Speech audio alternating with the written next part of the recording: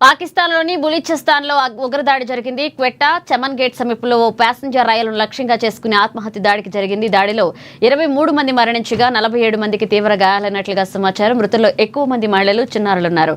ఘటనపై సమాచారం అందుకున్న ఉన్నతాధికారులు సంఘటనా స్థలానికి చేరుకున్నారు. క్షతగాత్రులను ఆసుపత్రికి తరలించి చికిత్స అందిస్తున్నారు. గాయపడిన వారిలో చాలా మంది పరిస్థితి విషమంగా ఉందని స్థానిక అధికారులు చెబుతున్నారు.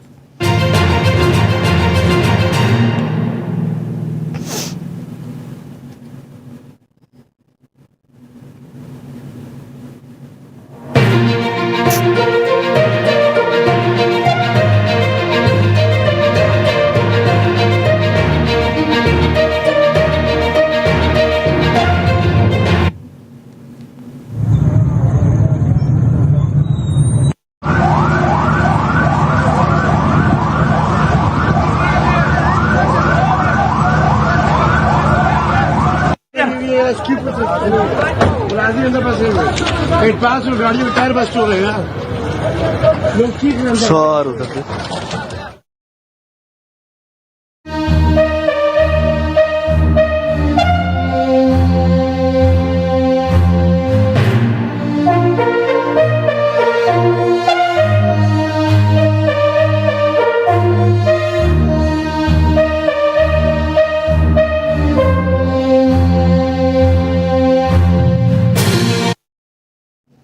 ప్రపంచ దేశాలను ఎబోలా వైరస్ మరొకసారి వణికిస్తుంది. ఆఫ్రికా దేశాలైన కాంగో, ఉగాండాలలో ఈ మహమ్మారి వేగంగా విస్తరించడంతో ప్రపంచ ఆరోగ్య సంస్థ అత్యవసర పరిస్థితిని ప్రకటించింది.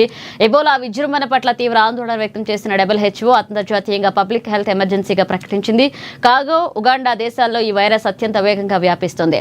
WHO హెచ్చరికల నేపథ్యంలో భారత ప్రభుత్వం అత్యంత కీలకమైన నిర్ణయం తీసుకుంది.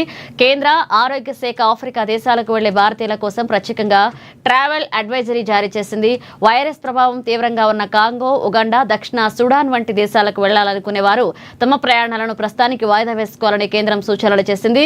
అత్యవసరమైతే తప్ప ఆ ఆఫ్రికా దేశాలకు వెళ్లొద్దంటూ హెచ్చరించింది.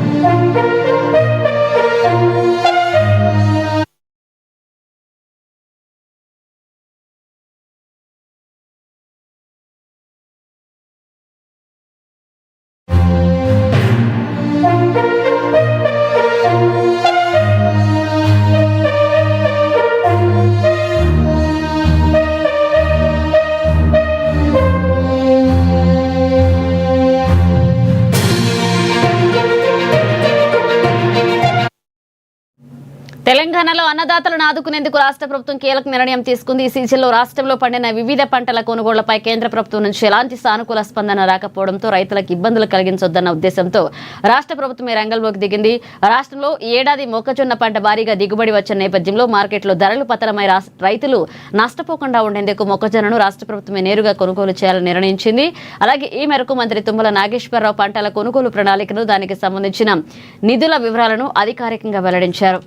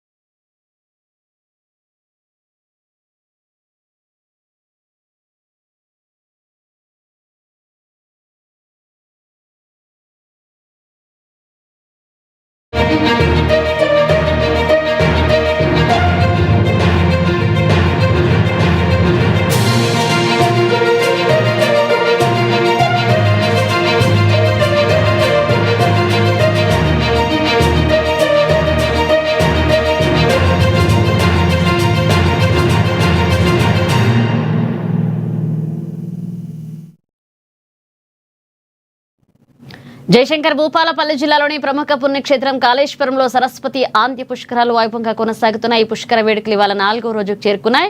గోదావరి ప్రాణహిత, అంతర్వాహిని, సరస్వతి నదుల కలయిక అయిన పవిత్ర త్రివేణి సంగమం వద్ద భక్తుల రద్దీ విపరీతంగా పెరిగింది. ఇవాళ ఆదివారం సెలవు దినం కావడంతో భక్తజనం కాళేశ్వరానికి పోటెత్తారు. కేవలం తెలుగు రాష్ట్రాల నుంచే కాకుండా పొరుగు రాష్ట్రాలైన మహారాష్ట్ర, ఛత్తీస్గఢ్ నుండి కూడా వేలాది మంది భక్తులు తరలివస్తున్నారు. త్రివేణి సంగమంలో పుణ్యస్నానాలు ఆచరించి నదీ తీరాన ఇసుకతో సైకత లింగాలను ఏర్పాటు చేసి ప్రత్యేక పూజలు చేశారు. అనంతరం కాళేశ్వర, ముక్తేశ్వర స్వామిని దర్శించుకుని మొక్కులు చెల్లించుకుంటున్నారు. భక్తులకు ఎలాంటి ఇబ్బందులు కలగకుండా అధికారులు అన్ని ఏర్పాట్లు చేశారు.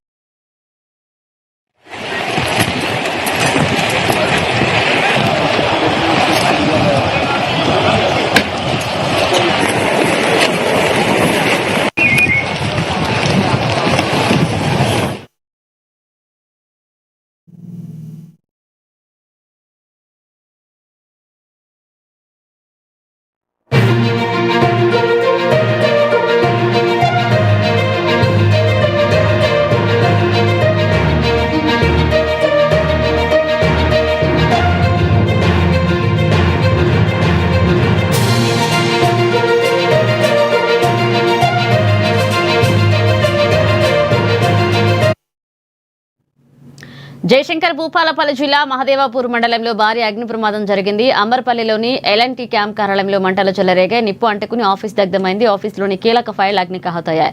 కార్యాలయంలో విలువైన ఫైల్స్, కంప్యూటర్స్ ఉన్నట్లుగా సమాచారం. ప్రమాదవశాత్తు నిప్పు రాజుకుందా లేక ఎవరైనా కావాలని నిప్పంటించారనే అనుమానాలు వ్యక్తమవుతున్నాయి. ఎల్ఎన్టీ సిబ్బంది ఫైర్ సిబ్బందికి సమాచారం ఇచ్చారు. ఘటనా స్థలానికి చేరుకున్న ఫైర్ సిబ్బంది మంటలను అదుపులోకి తెచ్చేందుకు శ్రమిస్తున్నారు.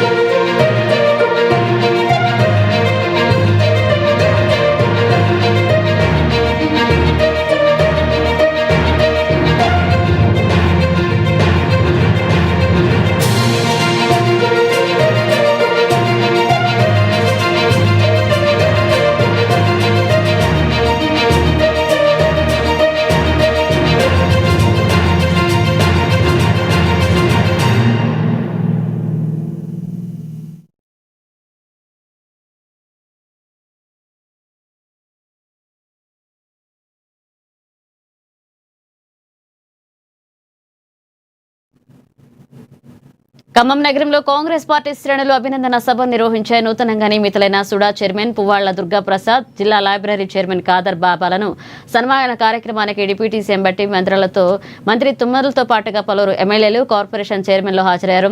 ఈ సందర్భంగా గత దశాబ్ద కాలంగా బీఆర్ఎస్ హయాంలో కాంగ్రెస్ కార్యకర్తలు, నాయకులు ఎదుర్కొన్న నిబంధనలను తాము మరవలేదని, ఇబ్బంది పెట్టిన వారిని క్షమించే ప్రసక్తే లేదు అని హెచ్చరించారు. స్వార్థం కోసం కాంగ్రెస్ లో గెలిచి బీఆర్ఎస్ లోకి మారిన వరమ వెంకటేశ్వరం, కందాల ఉపేందర్ రెడ్డి లాంటి వారికి ప్రజలే బుద్ధి చెప్తారన్నారు. కోనంనేని సాంబశివరావు గారికి అందరూ గుండె నిండా ఆనందంతో, సంతోషంతో ఒక మంచి మనిషికి బట్టి గారు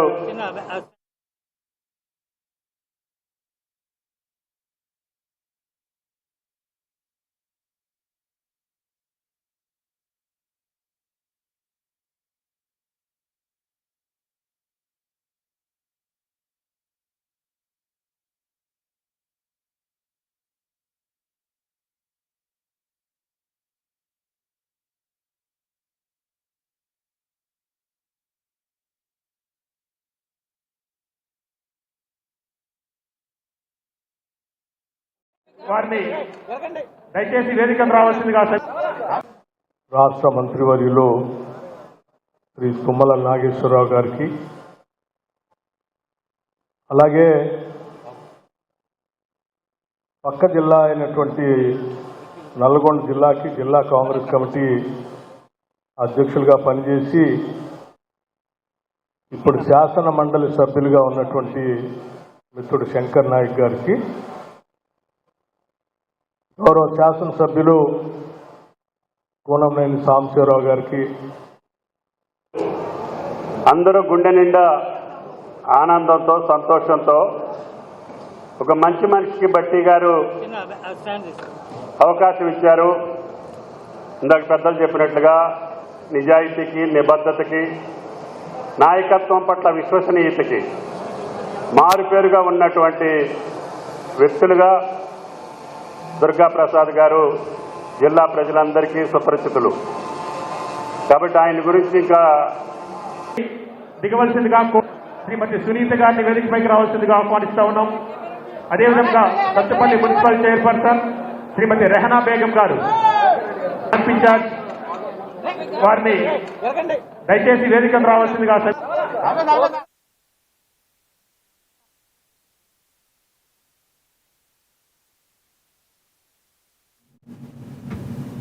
హైదరాబాద్ అంబర్పేటలో బీఆర్ఎస్ పార్టీ ముఖ్య కార్యకర్తల సమావేశం ప్రతిష్టాత్మకంగా జరిగింది. సమావేశానికి ముఖ్య అతిథిగా పార్టీ వర్కింగ్ ప్రెసిడెంట్ కేటీఆర్ పాల్గొని సభా ప్రాంగణంలో ఏర్పాటు చేసిన అమరవీరుల స్తూపానికి పూలమాలలు వేసి నివాళులర్పించారు. అసెంబ్లీ పార్లమెంట్ ఎన్నికల అనంతరం పార్టీ బలోపేతమే లక్ష్యంగా ఈ భేటీలో దిశానిర్దేశం చేశారు. తెలంగాణ ఏర్పాటును అవమానిస్తూ బీజేపీ ఎంపీ మాట్లాడితే కాంగ్రెస్, బీజేపీ ఎంపీలు నోరు మెదపలేదని కేటీఆర్ మండిపడ్డారు. ఉన్న నగరంలోని సౌకర్యాలు సరిగ్గా లేవు, ఇక రేవంత్ రెడ్డి మాత్రం ఫ్యూచర్ సిటీ అంటూ కలడమ్ముతున్నారంటూ కేటీఆర్ ఎద్దేవా చేశారు. గారిని చూసినా ఇక ఇప్పుడు ఈ సన్నాసిని చూస్తున్నా. 1,000 కోడలకు 2,500 లాంటివి ఏమైనా బాయ్ అన్నాం అనుకో, ఏమంటాడు? పేగులు తీసి మెడలు వేసుకుంటా. ఇక ఈ మధ్యన కొత్తది ఒకటి నేర్చిండు. ఏమంటుండు? ఇంత సిగ్గులేనోడు అంటే, ఇంత సిగ్గులేనోడు ఎవరిని చూడలేను నేను. ముఖ్యమంత్రి ఎన్టీ రామారావుని చూసినా, రాజశేఖర రెడ్డి గారిని చూసినా, చంద్రబాబు నాయుడు గారిని చూసినా, తర్వాత రోషయ్య తాతను చూసినా, ఆయన మన కిరణ్ కుమార్ రెడ్డిని చూసినా, మన నాయకుడు కేసీఆర్ గారిని చూసినా, ఇక ఇప్పుడు ఈ సన్నాసిని చూస్తున్నా. ఏమంటుండ ఆయన? మన చూడునే మీరు ఆదిలాబాద్ వేయండి. ఆదిలాబాద్ పోయి ఏమంటాడు? అక్కడ లేడీస్ ఉన్నారు అందరు కింద. ఆ సోయి కూడా లేదు ముఖ్యమంత్రికి. ఎంత కండలు తిరిగిన మొనగాడైనా 3 నెలల పిల్లలు పుట్టిస్తే అడువా అంటే మాకు ఎరకలేదా? పిల్లలు ఎట్లా పుడతారు, ఎన్ని నెలల్లో పుడతారు మనకు తెలియదా? మాకు కూడా ఎరికే 9 నెలల్లో పుడతారు పిల్లలు. ఎంత కండలు తిరిగినోడైనా 3 నెలల పిల్లలు పుట్టిస్తాడా అని మాట్లాడుతుండే రేవంత్ రెడ్డి. నేను అడుగుతున్న రేవంత్ రెడ్డి, 3 నెలల పిల్లలు పుట్టారు మాకు ఎరికేరా భయ్, కానీ 30 నెలల పిల్లలు పుట్టకపోతే నిన్నేమనాలి మరి? నేనేం అనలే మళ్ళా సుమా. 30 నెలల్లో పుట్టినా లేదా మరి నువ్వు చెప్పిన పథకాలు ఒక్కటనా పుట్టిందా? మరి ఏమనాలి నిన్ను? నేను అనలేదురా భయ్, నువ్వు లేనిపోయి 1,000 కోడలకు 2,500 లాంటివి ఏమైనా భయ్ అన్నావు అనుకో, ఏమంటాడు?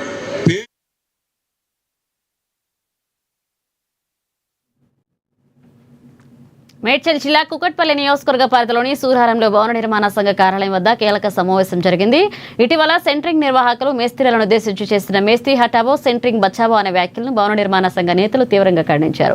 కార్యక్రమానికి ముఖ్య అతిథులుగా భవన నిర్మాణ శాఖ రాష్ట్ర ఉపాధ్యక్షులు ఆదా, మేడ్చల్ జిల్లా ప్రెసిడెంట్ మధుసూదన్ రెడ్డి, కుత్బులాపూర్ మండల ప్రెసిడెంట్ సంపత్ రెడ్డి హాజరయ్యారు. ఇక 1996 నుంచి ఎంతో నమ్మకంగా నడుస్తున్న ఈ యూనియన్లో మేస్త్రీలు ఎవరికి అన్యాయం చేయలేదన్నారు.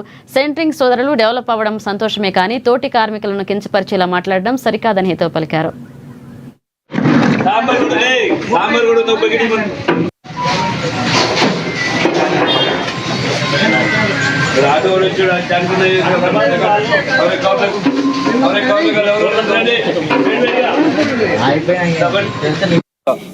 సంఘం మేడ్చల్ జిల్లా ప్రెసిడెంట్గా ఈరోజు సూరారంలో నిన్న మొన్న జరిగిన సెంట్రింగ్ కార్మికులు, మేస్త్రీలు, కాంట్రాక్టర్లు ఏదైతే మేస్త్రీ హటావో సెంట్రింగ్ బచావో అనే నినాదాలు మాట్లాడుతూ మమ్మలను తక్కువ చేస్తూ మాట్లాడిన దానికి ఈరోజు మేము మా తెలంగాణ రాష్ట్ర అధ్యక్షుడు ఏదైతే 2010లో స్థాపించి ఈ సంఘం, ఈ యూనియన్ స్థాపించినప్పటి నుంచి తెలంగాణ మొత్తం విస్తరించింది మా యూనియన్, మా మేస్త్రీల సంఘం యూనియన్. దాన్ని మేము ఎప్పుడు కానీ సెంట్రింగ్లో కానీ ఇప్పుడు ఒక ఇల్లు కడితే సెంట్రింగ్ ఒకటే ఉండరు, ఫుటింగ్ల నుంచి మార్కింగ్ నుంచి. నమస్కారము. ఇప్పుడు మనం ఈ మీటింగ్ పెట్టుకోవడం కారణం సెంట్రింగ్ వాళ్ళు మనమేనా ఒక అన్నదమ్ముళ్ళ లెక్క ఉన్నదని దూరం చేయలేని వాళ్ళు మాట్లాడారు. టాపీ మేస్త్రులు అంటే చిన్న పిల్లగాళ్ళ నుంచి చదువుకోక చిన్న పిల్లగాళ్ళ నుంచి నేర్చుకొని ఇలా 10 ఫ్లోర్లు కట్టడానికి మనకు అంత టాలెంట్ ఉంది కాబట్టి మనం మేస్త్రులైన మనకు ఓనర్లు పనులు ఇస్తున్నారు. సెంట్రికి వాళ్ళకి ఎందుకు ఇవ్వలేదు, వాళ్ళకాడికి ఇలా 10 లక్షల డబ్బులు ఉన్నాయని సెంట్రికి కొంటున్నారు. కొని అటాచ్కి వచ్చి మేస్త్రి పని అని అడుగుతున్నారు. మనం రేట్ ఎంత ఇస్తున్నాం మాట్లాడుతున్నాం. ఆఖరికి ఒక మనిషి కింద పడితే టాపీ మేస్త్రి మనిషి పడితే ఓనరు టాపీ మేస్త్రి మాత్రమే అది భరాస్తున్నారు. అదే సెంట్రింగ్ మేస్త్రి మనిషి పడితే ముగ్గురు కలిసి ఇస్తున్నారు. అదే మనం మనిషి పడితే వాళ్ళు ఏమైనా మనకు సహకరిస్తున్నారా? ఇలా అయినా వాళ్ళ గురించి మనం ఏమి. భవన నిర్మాణ రంగాల ట్రేడ్ యూనియన్ అందరికీ నమస్కారములు. ముందుగా మన స్టేట్ ప్రెసిడెంట్ చిన్నారావు గారికి ధన్యవాదములు. అతను ఆరోగ్యంగా కొంచెం వీక్ అయినందువల్ల ఇంటి దగ్గరనే ఉన్నాడు. లేకుంటే ఈ సభకు కూడా ఆయన కూడా హాజరు కావాల్సిన మనిషి. ముఖ్యంగా సెకండ్ వ్యక్తి మన ఆదమన్న గారు 2010 నుంచి మేము యూనియన్ ఇక్కడ స్టార్ట్ చేసాం కుత్బుల్లాపూర్లో. అప్పటి నుంచి ఇంతవరకు మేము సోదర భావాలనే కలిసి ఉన్నాము. ఈ సెంటరింగ్ వాళ్ళకు కొంత ఏమైందంటే కొంచెం ప్రాబ్లం అయిందో ఏదో తెలియదు, వాళ్ళ రేట్లు ప్రాబ్లం ఉందో ఏదో తెలియదు. కానీ మీటింగ్లు పెట్టుకొని వాట్సాప్లలో అన్నిట్లలో కొంచెం మనకు మేస్త్రులను కించపరిచినట్టు మాట్లాడుతున్నారు. దయచేసి సెంటరింగ్ ఓనర్ అందరికీ కాళ్ళు కూడా మొక్కుతున్నారు. ఇలా మన అన్నదమ్ముల వాళ్ళని విడిపి అనేది చేరుకోవద్దు, అందరికి కలిసి పని చేసుకుందాము. ముఖ్యంగా ఒక మేస్త్రి ఆడ జాగా చూసి అక్కడ క్లీన్ చేసుకొని ఒక 20 అంతల ఫ్లోర్ కట్టని. భవన నిర్మాణ కార్మిక సోదరులందరికీ ధన్యవాదాలు. అలాగే మీడియా మిత్రులకు కూడా ధన్యవాదాలు తెలుపుకుంటున్నాము. మా ట్రేడ్ యూనియన్ ఏదైతే మనం 2010లో స్టార్ట్ చేశామో అప్పటి నుంచి ఇప్పుడు దాకా కొనసాగుతూనే ఉంది. ఎక్కడ కూడా మేస్త్రులు అంటూ ఎక్కడ తప్పు చెయ్యరు, చేసే అవకాశాలు కూడా లేదు. కాబట్టి ప్రతి ఒక్కరు కూడా మేస్త్రులు అంటేనే గొప్పతనంగా జీవిస్తూ ఉన్నారు. ఎక్కడ ఎవరిని మోసం చేయరు, ఎవరికి అన్యాయం చేయరు. అటువంటిది మా సోదరులు సెంటరింగ్ వాళ్ళు మాట్లాడే మాటలు మాకు చాలా బాధాకరంగా ఉంది. నీట్ పరీక్ష పేపర్ లీకేజ్ స్కామ్ కు నిరసనగా హైదరాబాద్ ట్యాంక్ బండ్ పై ఎన్ఎస్యుఐ శ్రేణులు కాగడాల ప్రదర్శన చేపట్టారు. ఇందిరాగాంధీ విగ్రహం నుండి రాజీవ్ గాంధీ విగ్రహం వరకు సాగిన ఈ ర్యాలీలో ఎన్ఎస్యుఐ జాతీయ అధ్యక్షుడు వినోద్ జాకా, ఎమ్మెల్యే బలమూరు వెంకట్, ఎంపీ అనిల్ కుమార్ జాదవ్, రాష్ట్ర అధ్యక్షుడు వెంకటాస్వామి సహా పెద్ద సంఖ్యలో విద్యార్థులు పాల్గొన్నారు. ఈ సందర్భంగా 22 లక్షల మంది విద్యార్థుల జీవితాలను అంధకారంలోకి నెట్టేందుకు నైతిక బాధ్యత వహిస్తూ మంత్రి ధర్మేంద్ర ప్రధాన్ వెంటనే రాజీనామా చేయాలని డిమాండ్ చేశారు. బాధితులకు 5 కోట్ల నష్టపరిహారం చెల్లించాలంటూ విజ్ఞప్తి చేశారు.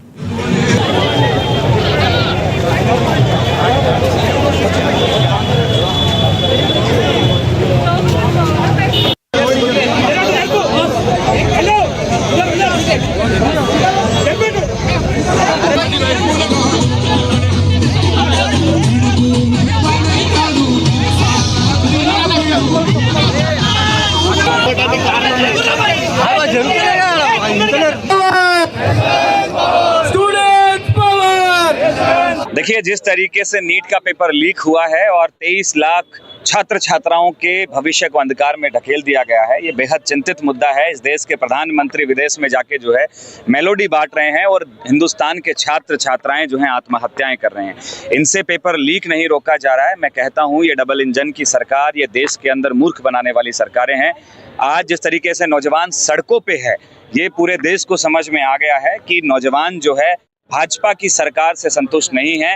नीट का पेपर लीक होना और छात्र छात्राओं के द्वारा सुसाइड करना, आज एनएसयूआई पूरे देश के अंदर आंदोलन कर रही है। हम लोग हैदराबाद पहुंचे हैं, तेलंगाना पहुंचे हैं, हमने यहाँ मसाल मार्च निकाला है पेपर लीक के खिलाफ। हमारी साफ मांग है कि धर्मेंद्र प्रधान जो है इस देश के एजुकेशन मिनिस्टर, वो अपना इस्तीफा दें और इस पेपर लीक की नैतिक जिम्मेदारी लें। इसके साथ साथ हम लोग मांग करते हैं सरकार से कि इसकी निष्पक्ष जांच कराई जाए, ज्वाइंट पार्लियामेंट्री कमेटी बनाई जाए, उसके तहत इसकी जांच हो और एनटीए जो नेशनल टेस्ट एजेंसी है वो इस पेपर को कंडक्ट कराने में पूरी तरीके से विफल है, क्योंकि जब से वो बनी है तब से पूरे पेपर जो हैं लीक होते नजर आ रहे हैं। तो हम ये मांग करते हैं कि तुरंत प्रभाव से उसको भंग किया जाए और साथ में कड़ा कानून सरकार लेके आए पेपर लीक के खिलाफ। और जिन साथियों को आर्थिक नुकसान हुआ, నీటి విద్యార్థులకు జరిగినటువంటి అన్యాయం పైన ఈరోజు తెలంగాణ రాష్ట్రం హైదరాబాద్లో ఇందిరాగాంధీ గారి స్టాచ్యూ నుంచి కూడా రాజీవ్ గాంధీ గారి స్టాచ్యూ వరకు జాతీయ అధ్యక్షులు వినోద్ జాఖడ్ గారి ఆధ్వర్యంలో మషాల్ ర్యాలీని నిర్వహించడం జరిగింది. మా యొక్క మెయిన్ డిమాండ్ ఒకటే, దీనికి బాధ్యులైన కూడా ధర్మేంద్ర ప్రధాన్ ఎవరైతే ఉన్నారో వారు వెంటనే రాజీనామా చేయాలి, ఎన్టీఏని రద్దు చేయాలి.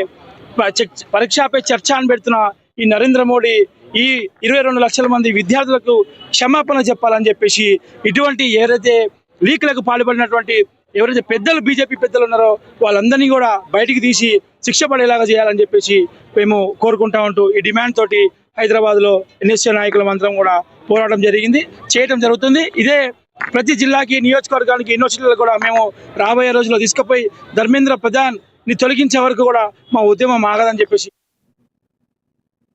మహబూబాద్ జిల్లా కొత్తగూడెం మండలంలో సీఎం రిలీఫ్ ఫండ్ చెక్కుల పంపిణీపై తీవ్ర అనుమానాలు వ్యక్తమవుతున్నాయి. కొత్తగూడెం మండలం జంగవానిగూడ గ్రామానికి చెందిన సన్పా సారయ్య అనే వ్యక్తి 2 ఏళ్ల క్రితం తీవ్ర అనారోగ్యంతో ప్రైవేటు ఆసుపత్రిలో 2.50 లక్షలు ఖర్చు చేసి చికిత్స పొందారు.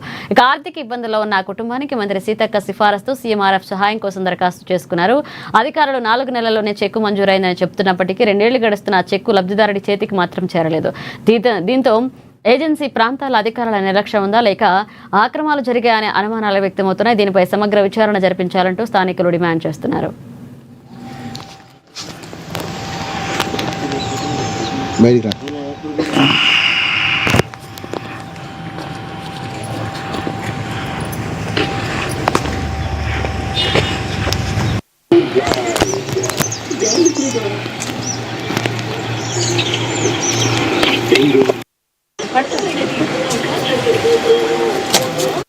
సన్పా సారయ్య, మాది జంగవానిగూడెం, కొత్తగూడెం మండలం, మహబూబాద్ జిల్లా. అయితే అప్పుడు ఒక దగ్గు దమ్ము బాగా జ్వరం వస్తే ఈ చక్రవర్తి హాస్పిటల్కి వెళ్ళినాం. అక్కడ ఒక 3 లక్షలు వచ్చింది ఖర్చు. వస్తే మేము సీఎం ఫండ్ అని చేసి అక్కడ మూలుగుల ఆఫీసులో ఇచ్చినాం, సీతక్క ఆఫీసులో ఇచ్చిన తర్వాత ఇక చెక్ వస్తుంది కదా అని మేము అట్లే చూసుకుంటా మేము ఉండేసరికి ఇక రాలేదు. అరే ఇంకొస్తలేదు కదా, కొన్ని అయితే పంచి పెడతాండ్రు, మరి మా చెక్కేడు బాయనని మేము ఆఫీస్కి పోయి అడిగేసరికి అమ్మ మీ చెక్కు అయితే వచ్చింది అని అక్కడ చెప్పంగానే మేము వచ్చినాం. ఇక్కడ ఇక వీళ్ళు అడిగినాం, ఇక అట్లా అడిగినాం కానీ ఇక మాకు రాలేదన్నారు. అనేసరికి మళ్ళీ కూడా ఇక హైదరాబాద్ పోతే వాళ్ళకి తెలుస్తుంది కావచ్చు అనుకొని అక్కడ దాకా వెళ్తే మళ్ళీ అప్లికేషన్ పెట్టమన్నారు. కానీ మళ్ళీ అప్లికేషన్ పెట్టినా అది ఇంకా ఎన్నికేరు తెలుస్తలేదు. మాకు ఆ చెక్ అయితే రాలేదు. మేము ఇట్లా పేదగానైతే ఉన్నాం. మేము కొన్ని భూమి కూడా అమ్ముకొని కూడా హాస్పిటల్ ఖర్చు పెట్టినాం, కానీ మాకైతే ఆ చెక్కు రాలేదు. తెలంగాణ రాష్ట్ర వ్యాప్తంగా ఉన్న రైస్ మిల్లర్ల సమస్యలను ప్రభుత్వం వెంటనే పరిష్కరించాలని వరంగల్ జిల్లా మిల్లర్స్ అసోసియేషన్ అధ్యక్షుడు గోనెల రవీందర్ డిమాండ్ చేశారు. రబీ సీజన్లో రికార్డు స్థాయిలో వరి కొనుగోలు లక్ష్యంగా పెట్టుకున్న ప్రభుత్వం మిల్లర్లకు కనీస సదుపాయాలు కల్పించడంలో విఫలమైందన్నారు. నేడు జరగనున్న కేబినెట్ సమావేశంలో సీఎం రేవంత్ రెడ్డి, మంత్రి ఉత్తమ్ కుమార్ రెడ్డిలు మిల్లర్ల సమస్యలపై ప్రత్యేక దృష్టి పెట్టాలని, విధించిన 25% పెనాల్టీ వడ్డీలను మాఫీ చేయడంతో పాటుగా సీఎంఆర్ విధానంలో మార్పులు చేయాలని కోరారు. 50% బియ్యాన్ని సివిల్ సప్లైకి ఇచ్చి ఉన్నాము. మిగతా 50% ధాన్యం ఏదైతుందో మా దగ్గర అలాగే ఉన్నది. దానికి సివిల్ సప్లై కానీ ఎఫ్సిఐ కానీ టార్గెట్ లేదు. మా దగ్గరున్న ధాన్యం ఏదైతుందో నవంబర్లో వచ్చింది. ఇవాళ మనం మే ఎండింగు రాబోతున్నాం. అంటే 6 నెలలు ఐచులకు అయింది. మాకు తెలియకుండానే, మనందరికీ తెలియకుండానే అది రంగు మారి రైసు మిల్లర్లకు నష్టం వచ్చే పరిస్థితి వస్తుంది. కావున ప్రభుత్వానికి, దానికి సివిల్ సప్లై కార్పొరేషన్కి కానీ లేదా వెంటనే ఆ స్టాకును డిస్పోజల్ చేస్తే బాగుంటుందని మా యొక్క అభిప్రాయం. 2 నెలల కాంచి రైసు మిల్ల మీద మరి స్టార్టర్ల మీద చేయక మా కార్మికులు మేమంతా బంధువునే ఉన్నాం. అలాగే వరి మీద నీటి వనరులు ఎక్కువ ఉండి రాష్ట్రంలో 1,40,00,000 మెట్రిక్ టన్నుల పండుతాయని రాష్ట్ర అంచనాలు ఉన్నాయి. అందులో బాపట్ల జిల్లాలో ఆక్వా రైతులు ఆవేదన వ్యక్తం చేస్తున్నారు. వేటపాలెం మండలం పరిసర ప్రాంతాల్లో వైరస్ ప్రభావంతో రొయ్యల చెరువులు పూర్తిగా దెబ్బతిన్నాయి. లక్షలాది రూపాయలు పెట్టుబడి పెట్టి సాగు చేసిన రొయ్యల తెగుళ్ల బారిన పడడంతో దిగుబడి రాక కౌంట్ తగ్గిపోయి రైతులు నష్టాల ఊబిలో కూరుకుపోయారు. ప్రభుత్వం వెంటనే స్పందించి క్వాలిటీ ఫీడింగ్ సబ్సిడీలు అందించాలని, రొయ్యలకు మద్దతు ధర పెంచి ఆర్థికంగా ఆదుకోవాలని విజ్ఞప్తి చేస్తున్నారు.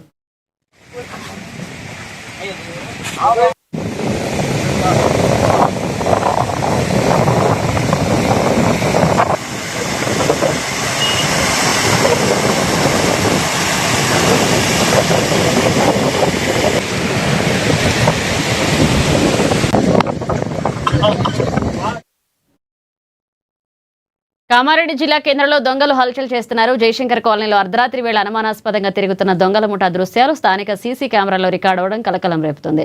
వేసవి సెలవుల నేపథ్యంలో తాళం వేసి ఉన్న ఇళ్లను టార్గెట్ చేస్తూ ఈ ముఠా రెక్కీ నిర్వహిస్తున్నట్లుగా స్థానికులు అనుమానిస్తున్నారు. గతంలో కూడా ఇదే కాలనీలో భారీ చోరీలు జరగడంతో కాలనీ వాసులు భయాందోళనకు గురవుతున్నారు. సమాచారం అందుకున్న పోలీసులు రంగంలోకి దిగారు. ఇళ్లకు తాళాలు వేసి ఊర్లకు వెళ్లేవారు ఖచ్చితంగా స్థానిక పోలీస్ స్టేషన్లో సమాచారం ఇవ్వాలంటూ పోలీసులు విజ్ఞప్తి చేస్తున్నారు.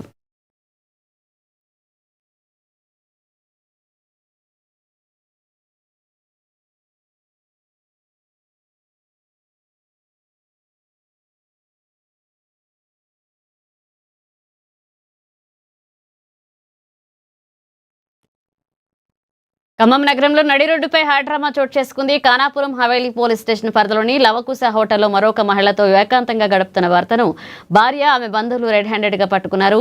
పరాయి మహిళతో ఉన్న భర్త కోర్లపాటి వంశీకి తన భార్య తరపు బంధువులు లాడ్జ్లోని దేహశుద్ధి చేశారు. వీరిద్దరి ప్రేమ వివాహం కాగా పెళ్లైన నాటి నుంచి వంశీ మరొక మహిళతో అక్రమ సంబంధం పెట్టుకున్నట్లుగా ఆరోపించింది. గతంలో కూడా ఇదే తరహాలో భర్తను పట్టుకుని హెచ్చరించిన భార్య బుద్ధి మారకపోవడంతో ఈసారి పోలీసులకు సమాచారం అందించి మరీ ఆధారాలతో సహా పట్టుకుంది.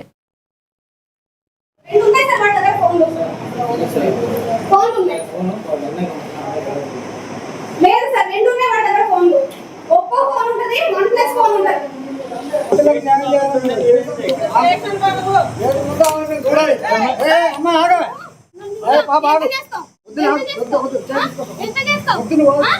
ఒకదాని కాబట్టి 10 మందిని తెచ్చుకుంటా అంటావా? 10 మందిని తెచ్చుకుంటా అని మాట్లాడుతున్నావా?